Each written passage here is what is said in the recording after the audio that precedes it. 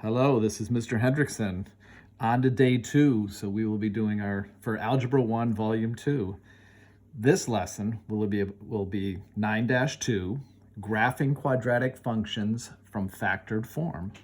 So the first thing we need to realize is, what does factored form look like? So here it says I'll be able to use the factored form to construct a graph. So the factored form should look like y equals a, there could be some number out in front, sometimes it's 1, x minus some number, I'll just call it m, and then x minus another number. Now they could be positives or plus signs here, which just means m or n could be a negative number. M and n are the roots or the solutions or the x-intercepts. So there's lots of different names for those two numbers, but those will be the answers, or that's the x-intercepts, what we're looking for. So we're going to go back a little bit to last chapter before we left. We had to solve equations that looked like this, where we had a quadratic function. In order to solve those, we factored them. So this is not in factored form yet, but if we do factor it, we get it into factored form and we solve it. So these solutions will be helpful when we get to doing graphing for the quadratic. So I'm going to run through an example here, which will be a review. So I want to factor this equation and set it equal to 0. So if you recall with factoring, I'll put a little note here. We do the first times third. So the first number was 1, the third number was -6. So 1 times -6 equals -6. Then you do your factor pairs. Factor pairs for -6 are 1 and 6, 2 and 3. We want to find a pair that gets the middle number, which the middle number is just a 1, so I need to use 2 and 3. I need to get to +1, so the 3 will have to be positive and the 2 will have to be negative. So if I was factoring this now, normally I would split the middle, but you can use the shortcut when there's a 1 in front. So we're going to just factor it and use these two factor pairs, the -2 and the +3, and that equals 0. So when I'm factoring, I can set each of these equal to 0. So x equals 2, x plus 3 equals 0, so x equals -3. Bit of review from last chapter before we left off, but that should be an example of how you can go about solving that. That's for solving the equation. For the next example, we're going to use that same equation, but instead of it saying equals 0, it's going to say y equals. So we're going to try to graph this. And we use the solutions when it equals to 0, because that's when the graph crosses the x-axis. On the x-intercepts, we know that y equals 0.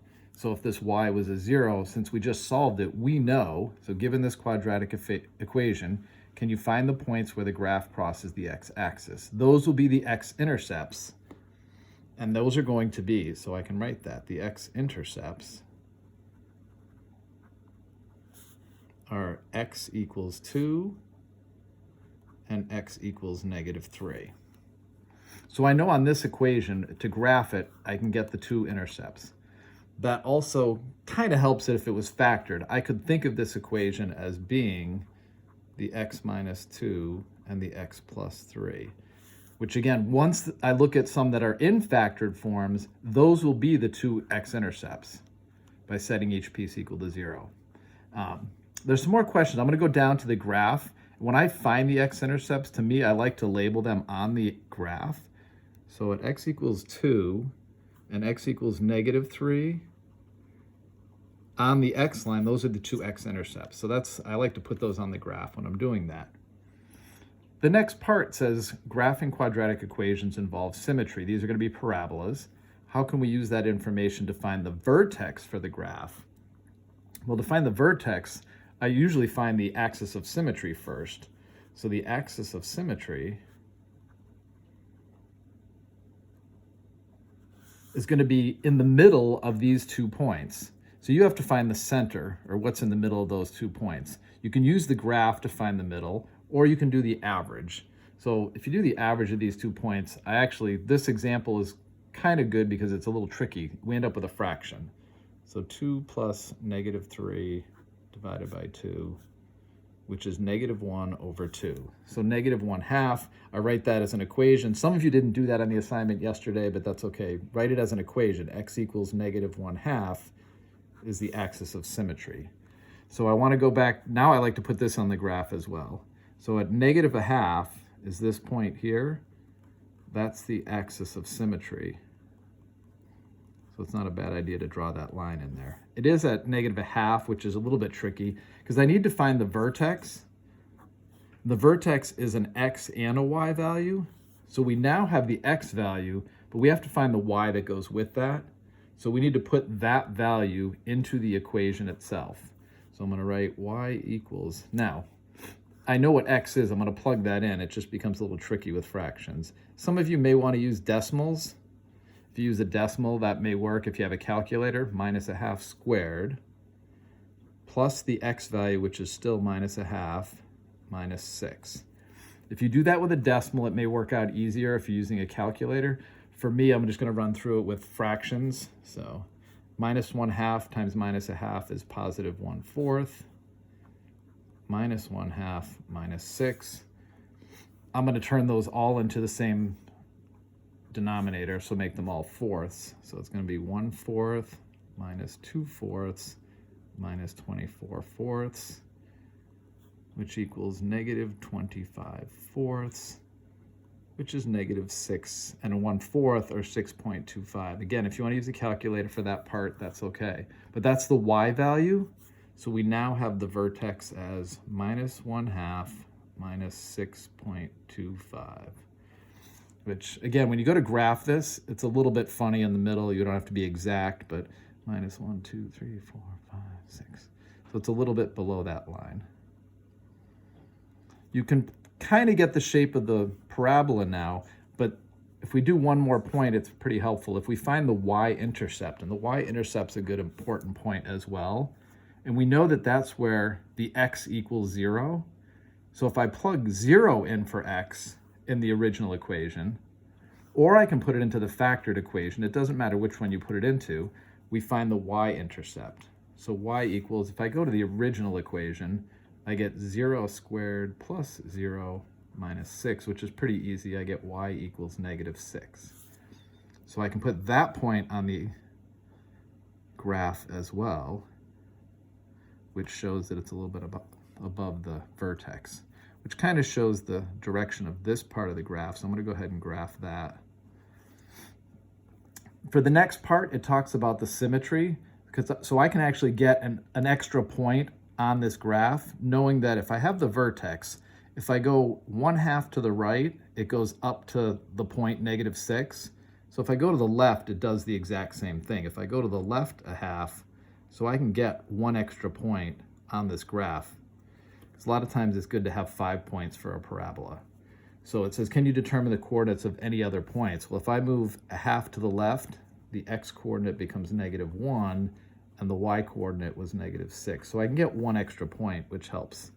And then part E just says graph the whole thing. So if I've been going through step by step, I get all my points. So there's the first example. I'm going to run through at least one or two. I'll probably do 2 of the examples on the next page so we can see some of these steps. So hopefully you have that. The next page has 2 of them in factored form. If you notice, A and C, they're already factored.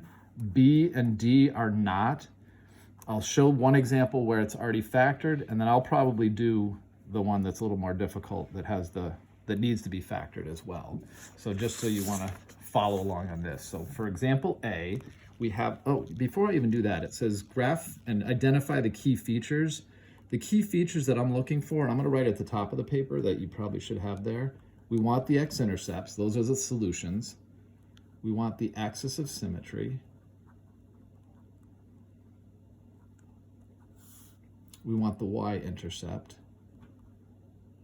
And we want the vertex. So those are some key features. If you get those things, you can have your graph.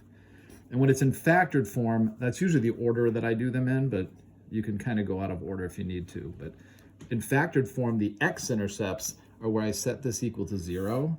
So the 2 pieces, x plus 2 equals 0, or x equals negative 2. And then take the second one, x minus 4 equals 0, so x equals positive 4. So those are your two x-intercepts. And again, when I get those, I usually go right to the graph and try to put them in there. X equals negative 2 and positive 4. I usually do the axis of symmetry next. You can do the y-intercept, but the axis of symmetry has to be right in the middle of those 2 points. So you can either average those two, or if you have them on the graph, it's kind of nice. You can actually just count where's the middle of this. And I can see that the middle is right here. And I can draw that in. So the axis of symmetry turns out to be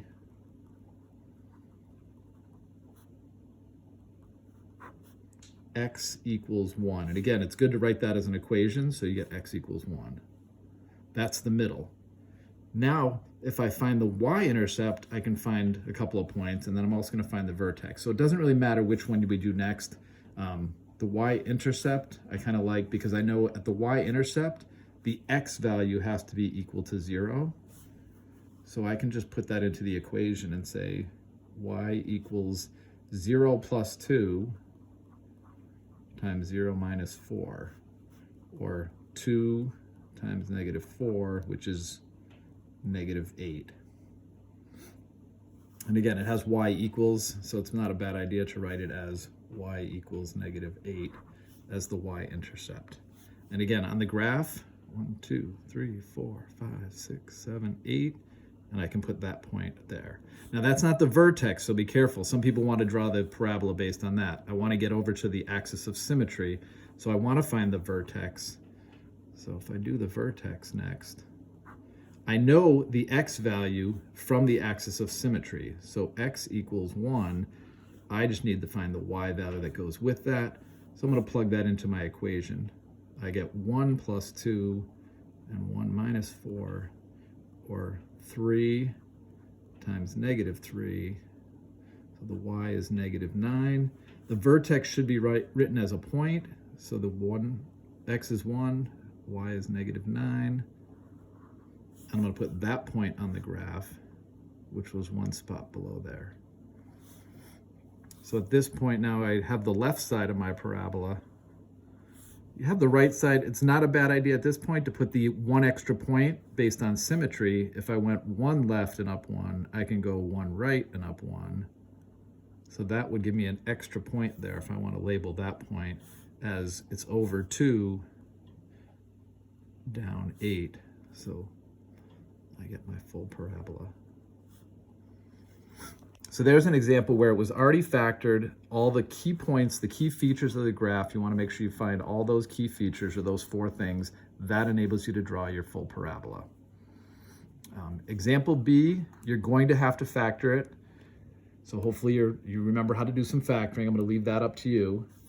For C, it's in factored form. One thing to remember, there's a -1 out in front for the A, which tells me a couple things. Hopefully you remember some of those, that it could change the slope of the curve, makes it a little either skinnier or wider.